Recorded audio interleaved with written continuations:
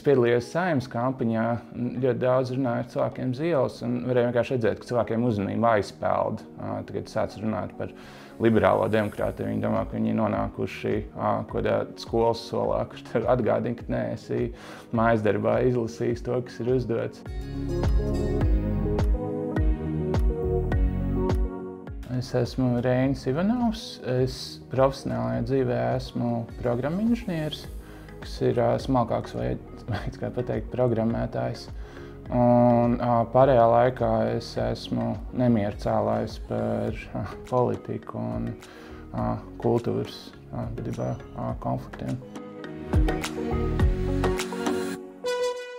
Līdz 2019. gadam es biju samērā standarta cilvēks, kurš sev sauc par apolitisku un tā kā jūtas, ka stāvētu pār tam visam. Principā tas, kad tas viss sāk mainīties, bija tāds one-two punch.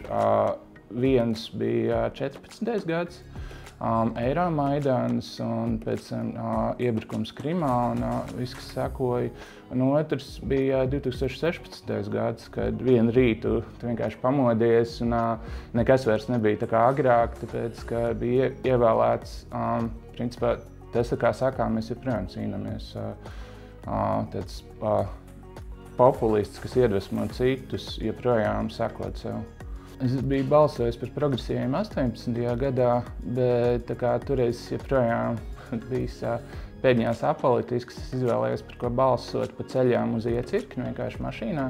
Bet izklausījās labi, viss izklausījās pareizi. Un tad 19. gadā, kad es beidzot pievienojos, savukārt domāju, kāpēc es to nebiju izdarījis agrāk. Jo, principā, daudz dombiedru. Cilvēki, kuri biežāk nekā parasti nebaidīsies runāt arī par abstraktām lietām. Tāpēc, ka, lai gan tu esi viena salīdzinoši maza daļa no tā deputāta skaita, kas ir Eiropas parlamentā, tā ir platforma, kurā var pacelt savu jautājumu dienas kārtībā un, principā, izaicināt cilvēkus par to runāt un atbildēt. Un otrkārt, tāpēc, ka īpaši mūsu gadījumā, kā mazākai valstī, tur ir godīguma princips, kas dod mums lielāku svaru viedoklim nekā citiem no lielākām valstīm, un tas līdz šim nav ticis izmantots. Man tieši kā tehnoloģiju darbiniekam ir samērā liela priekšrocība runājot par tehnoloģijām, ka mani nevar tik viegli būtībā apvest ap stūri, un es varu ar to runāt ar citiem arī tehnoloģiju cilvēkiem, kā līdzīgs ir līdzīgi. Un tā ir diezgan būtiska atšķirība starp klasisku politiķi, kuram tas viss ir būtībā salīdzinoši miglaini.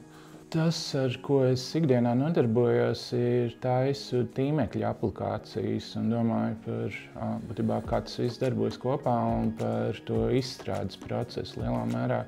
Un, manuprāt, tas ir acīmredzams absurds, ka tiek dublēts darbs būtiskā mērā, ka mums būtu iespēja veidot kopīgu digitālo infrastruktūru un arī salikt spēkus kopā un izdarīt vienreiz kārtīgi, nevis katrai valstī ar to izaicinājumu no savas puses saķerties.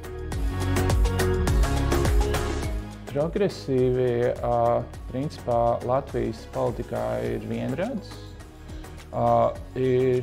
Es nemētājos tapt vienu un vārdiem, ja nebūtu toreiz, kad tas tika izdarīts, dibināt progresīvie, tad mēs būtu daudz drūmākā situācijā, jo mums visi tā normālā eiropiskā rietumnieciskā politikas niša stāvētu lielā mērā neizmantota.